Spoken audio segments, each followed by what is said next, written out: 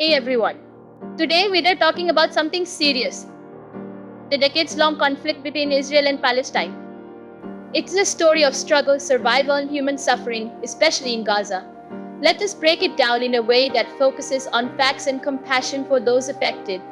This conflict isn't new, it goes back to the early 20th century when tensions rose over land and the establishment of the State of Israel in 1914 failed.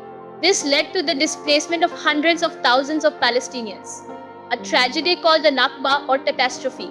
Now let us talk about Gaza, often called the world's largest open-air prison.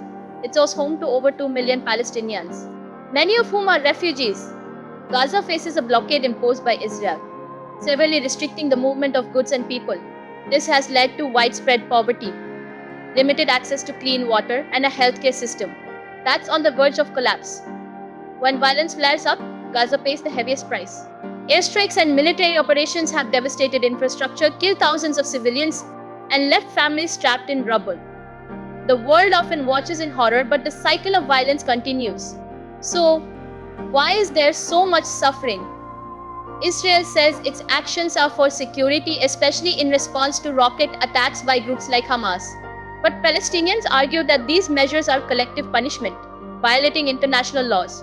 The imbalance of power is stark. Palestinians, particularly in Gaza, have little to defend themselves against Israel's advanced military. This isn't just a political issue, it is a human one. The lives lost, homes destroyed, and dreams shattered remind us of the urgent need for peace and justice. Let us stay informed, speak out for humanity, and support efforts that prioritize human rights for everyone. Because no child, no family should live in fear. Thanks for listening.